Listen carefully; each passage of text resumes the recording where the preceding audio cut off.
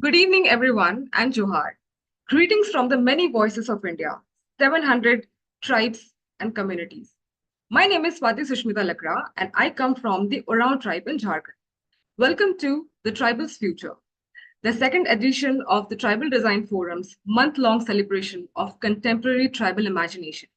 Over the next 28 days, we will be showcasing artists, designers, architects, scholars, and knowledge keepers whose work carries the wisdom and spirit of their communities into today's world. This is a space to see, hear, and feel the power of tribal worldviews and to recognize the deep values of indigenous knowledge in shaping a more caring future. Our speaker for today is Daisy Christine Momin, also a founder of Chokchamsa Creations. Daisy is more than just a fashion designer. She is an artist deeply rooted in her Garo identity, someone who creates from the earth with her hand and from the stories she's grown up with. Through Chokchamsa Creations, Daisy brings together age old traditions and a quiet, grounded sense of style that speaks of both past and future. She works closely with natural fibers, dyeing them with natural elements, and collaborate them with local weavers to create beautiful fabrics. Every piece she creates carries the spirit of land, the color, texture, and stories of the Garo Hills. But Daisy's work doesn't stop at fabric. She is also a terracotta artist, crafting everything from sculptural forms to neck pieces, accessories, each one inspired by nature and her community's traditions. Her journey started with flower crafts for wedding accessories, then moved into bonsai, and then eventually terracotta. Over time, she found herself drawn deeply into the world of traditional crafts, not as a trend, but also as a way of life. Even in the 90s, long before sustainability was a buzzword, Daisy was already working with natural fibers and ancestral patterns. In fact, her early work was so impactful that she received the NIFT National Award for Excellence in Fashion Designing for the year 1998 recognition that spoke volumes of her originality and depth as a designer. In 2016, she was recognized by the FICCI Ladies Organization, Assam chapter, for her outstanding contributions in reviving traditional arts and craft. A small but meaningful acknowledgement for someone who has quietly dedicated her life to keep cultures alive through her hands. In 2018, she was honored with the state's Master Craftsman Award for her terracotta entry for Suki Saru, a traditional coin necklace. Daisy's work feels honest. It isn't rushed or forced. It grows like clay taking shapes, like thread moving through loom. It's art, traditions, and soul woven together. Being said all that, Christine, the floor is all yours.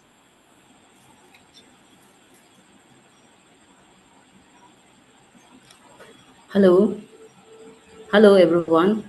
Good evening, and thank you to the Tribal Design Forum for having me. And it's truly a pleasure to be here and share my journey as a designer and an artist. Next, next slide. I'm a designer and a craft person from Garo Hills. My roots, my surroundings, and the tradition I've grown up with have always been my biggest inspiration.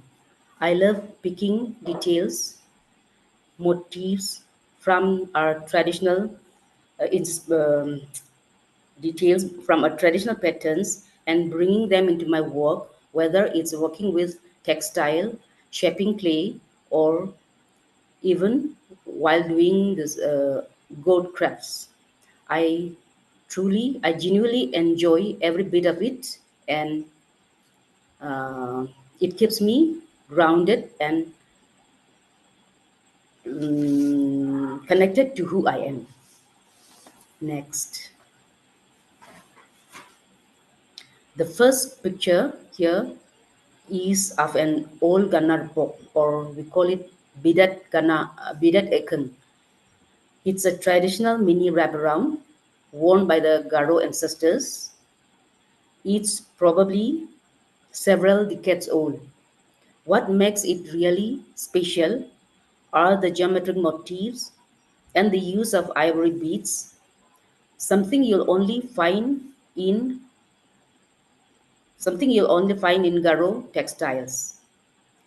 The second image is the replica I made, inspired from the original piece.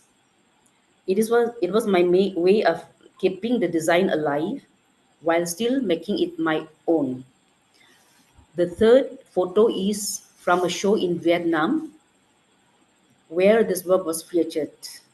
Seeing a traditional Seeing a tradition being appreciated in another country was such a proud and emotional moment for me. Next. Next slide, please. So, this slide is about something very important to me. Our Garo textile, especially the ones that are slowly disappearing. Today, most people only know the Dakmanda. It has become the most recognized Garo attire, and sometimes it feels like it's the only one people talk about. But the truth is, we have so many other traditional designs that are just as beautiful, but sadly, they're being forgotten. Many of these older textiles, the patterns, the meanings behind them, they are barely known anymore. That is why started digging deeper, trying to understand what we had before, and finding ways to bring them back, not just to preserve them, but to actually wear them, use them, and make them part of our lives again. Because this isn't just about clothing, it is also about our roots, our stories, and our identity.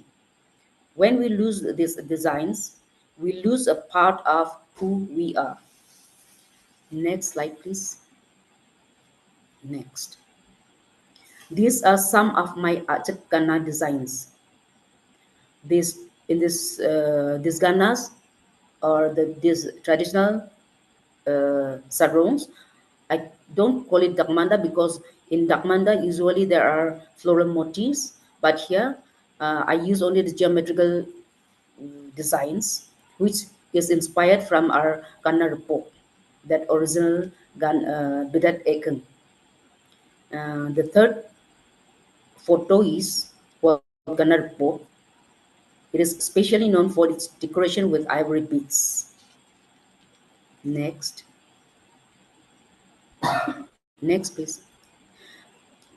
This is also my creation of Dakmanda. I have put my own spin on the design and purposely stayed away from the floral patterns that have become so common lately. Honestly, I'm just not into those. So I wanted something different. In place of floral motifs, I used the objects which are commonly related with Garo traditions like the ka, seppi, gourd, baskets, and leaves of megong. Here in this picture, the motifs are not prominent enough. You may not be able to see, but later, if you want to see, I can show it after this session. Next, here are a few photos of my designs from the show at the Megong Festival in Tura. All these creations are inspired from the traditional textiles, and they are all loin woven textiles. Next, this is the photograph from the Northeast India Festival in Vietnam, 2023. Next. These are the pictures from the Northeast India Festival in Thailand. Next. Next, please. These are a few pictures of my designs, which are inspired from traditional textiles. The first two designs are all woven strips only the woven loin woven strips are made into a dress, and then the third one is loin woven skirt. Next, these are also same. These are also inspired from the traditional textiles. Next, these designs are made from ampak, a natural fabric-like sheet crafted from the tree bark. The bark is peeled off from a tree, softened by beating and stretching using a special indigenous wooden tool called panel. Ampak is commonly used as a blanket and a mattress by our ancestors. Next, please. Still, there is one more before this. Uh, Hello. There's one slide. One slide is missing. Okay, then this is few. These are a few of my terracotta necklaces, neck pieces inspired by nature and tradition. The first one is a coin necklace, a replica of coin necklace or sukisora, which has some impressions of British era coin. The second one is a figurine of a aranga or land monitor, which is made in as a neck piece. The third one is a neck piece with a bull's skull of a bull. Next, please. This is natural dye. Natural dye or vegetable dye was also one of the traditional art and crafts of the Garo ancestors. I started experimenting with the natural dye in the year 2001 with whatever little knowledge I get from oral information handed down by the forefathers.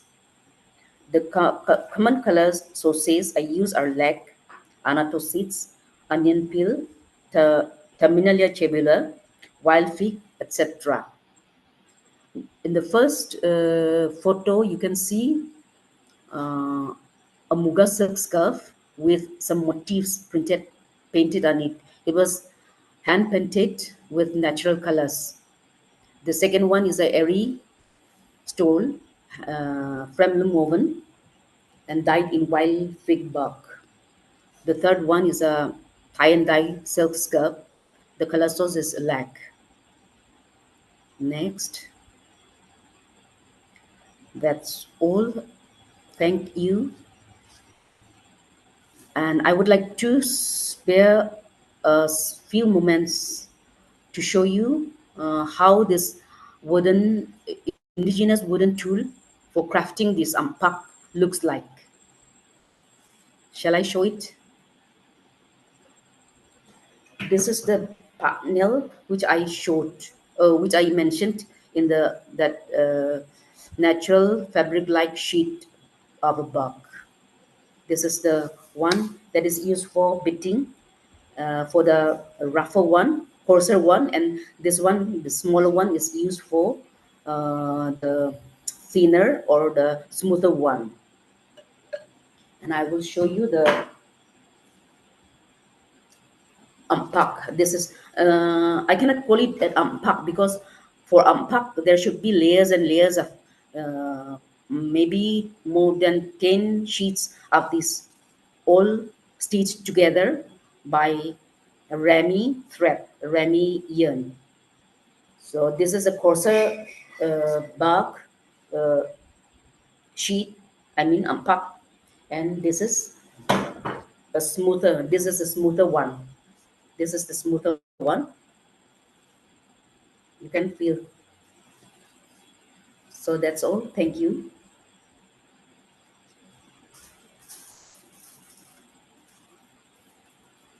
Thank you so much, Daisy, for sharing your incredible journey with Chokshimsa Creations, weaving Garo heritage, sustainability, and artistry into creations that inspire us all. Your passion is Your passion for natural fibers and traditional crafts not only preserves culture but also lights the way for greener future, free from plastic pollution. You know, your work reminds us that beauty and purpose can coexist. And we are also so grateful for your wisdom today. Shall we take a question for you? We have a question for you. So your work with Chokchamsa Creations beautifully weaves Garo stories and natural elements into textile and terracotta. Can you share a personal story on or memory from Garo Hills that has deeply inspired you for your creations? Excuse me. Uh, Daisy, can you Yes. share a personal story or memory from the Garo Hills that has deeply inspired you for your favorite creations? I don't know anything that inspired me, but naturally, from since my childhood, I've been working with some natural elements. That's how I think some creations happen accidentally, and yeah, that's why while in my journey, I I don't have anything specific inspiration. Is it clear? So you have been using natural fibers and dyes since 1990s. So long before sustainability became a global focus. How do you see traditional crafts like yours contributing to modern efforts to combat environmental issues such as reducing plastic pollutions? That I'm using only this non-biodegradable materials. Yeah, in a small way, I think my activities may contribute to control this plastic pollution.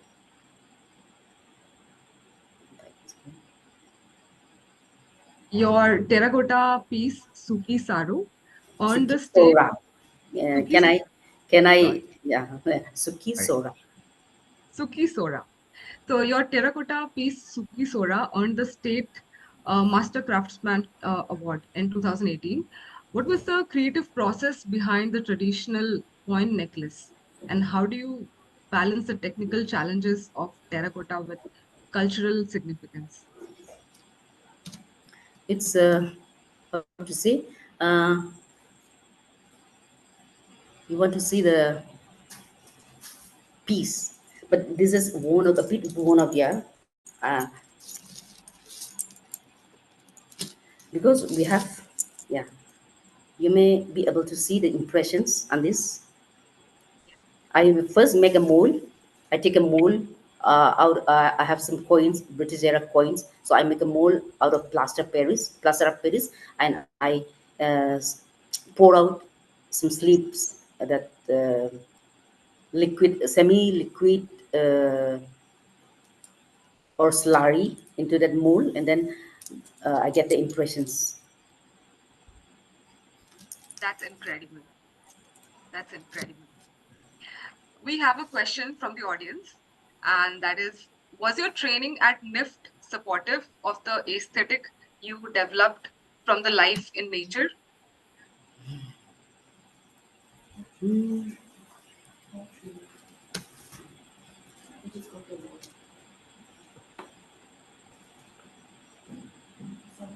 Hmm? No, I don't. Oh, oh. Training. Okay. Yeah, I just got an award from the NIFT, not training. It was not a training. Yeah. All right. So moving on, we have one last question for you, which is your journey from flower crafts to bonsai, then textiles, and then terracotta actually shows incredible evolution. So, what advice would you give to young artisans who want to explore diverse crafts while staying true to their tribal heritage? Uh, I think my experience and other people's experience might differ. Like my journey from flowercraft to this state to the stage. I don't know. It's automatically like just like a flowing river. I just come to the stage. I didn't aim for anything else. Like I don't have any goal also. But slowly, wherever the wind takes, I reached this stage. That's how. I think that's a true nature of an artist. That's how they flow. So I would be asking you one more, which is your work has been recognized by prestigious awards like the NIFT National Award and the FICCI honors. How can communities and platforms like ours support artisans like you to ensure tribal crafts thrive in a fast-paced modern world? I don't know what to say. It's a very hard question. I don't know how to reply. I'm sorry. It's okay. So, ma'am, your work carries the stories and spirit of Garo Hills. How do you show your culture in your stories that you weave through your crafts? What are the stories behind each of your artworks? It's quite difficult for me to. Excuse me. Yes. She don't know Hindi. Like if she is comfortable in Hindi, she can. Like I think. No. No. I'm No. sorry. I don't know Hindi. Oh, we want to hear from you. I would Like like. lot of things. I would like some Hindi simple language is questions only. barrier. Yeah. Not those complicated questions, please. All right, all right, all right, all right. All right. Ma'am, I have a question, which is what is the significance of coin in your culture? I mean, why coins? Why not? When you said it's like a pearl necklace, then why did you choose coins? I don't know. There's people in our ancestors. They used to collect the coins, and I think it's means of making some jewelry for themselves. I think that's how they make coin necklace. Okay. Those days, only the coin, no currency, notes, the pep currency. Those days, I think. So they used to collect some coins, and they used to make coin necklace out of that. Okay. And what about the natural materials and what are the dyes that you use at your in your work? Uh, Earlier also I have mentioned, but I would like I'll just mention it again. Yeah, lag, anato seeds, terminalia cellula, onion peels, um, and then wild fig bark, and some plants. I don't know what they are called in English or in botanical name. Okay. And how do you expect to reach the audience on a larger scale with your craft work? That is also I don't know. Is your work available for commercial purpose? No, please, not for commercial. Okay. So how do you want to project this artwork and your love for the traditions and craftsmanship from Garo Hills to reach the audience from other side of the world on a global platform? How do you expect to inspire other designers? Um, I don't know how to. You should, you should let me know. You should. Ma'am, do you have any advice for the young designers who want to explore local dyes and intricate works like the uh, coin necklace? For coin necklace, you mean, or Yeah, what? for necklace and Specifically for coin necklace, yeah. yeah, they can do. It's very easy. they can just make. They should make the mold. They and which what impression they like. They can use any coin. But now I use for this terracotta necklace. I use the coin from the British era. There's silver coins. I have a collection, so I use those. Okay. And you mentioned ivory beads in your presentation. So Yes. where do they come from? No, these are our ancestors, Okay. not in our present generation, but as a replic to use it instead of ivory beads. Now these bone beads are available in the cities, so I can use it. And we have a question from Anupam. He asks, how did you get to show your work in Thailand? No, it's a government-sponsored program. That is Northeast India Festival. That is organized in Thailand. So it's a government-sponsored program only. All right. Thank you, ma'am. With that, we would like to move forward. We carry your message forward, and as we journey together through this month long edition of Tribal's Future 2.0. Tribal Future is the outcome of our 4 years of resolute effort by the Tribal Design Forum to bring tribal professionals together, united by the shared dream of imagining and designing tribal futures together. This year, we are honored to have the Adivasi Academy Tejgadh, Bhasha Research and Publications Center, Baroda, and GreenHub as our partner in this journey.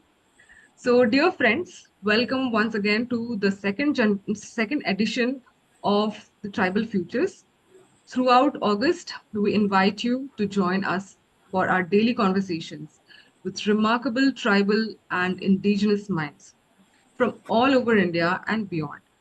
All our sessions will be live on YouTube at 7 p.m. on weekdays and 3 p.m. and 7 p.m. on weekends. Tomorrow, we have a presentation by Moko Koza, who is an Indian rapper and songwriter from Nagaland. We hope you will listen, reflect, and engage with these inspiring voices, voices that carry our histories and shape our future. So, thank you once again. Thank you once again, Daisy. Thank It you. was incredible having you here. So, Tribal Design Forum has started as a community for only designers and creative professionals from various tribes of India in 2021, with the purpose to explore how design could benefit tribal communities in India. Since then, TDF has evolved into a vibrant space for tribal professionals from all disciplines to exchange ideas and engage and collaborate towards imagining tribal futures. We invite one and all, students and professionals, tribals and non-tribals, to join Tribal Design Forum as a member or a patron to fuel this exciting journey of designing tribal futures. All informations regarding the joining process can be found on our website, tribaldesignforum.com. See you tomorrow for the upcoming session. The event calendar for the month is up on tribaldesignforum.com, and you could choose to attend sessions of your liking to discover the world of the tribes in transition. Thank you so much. Shyam.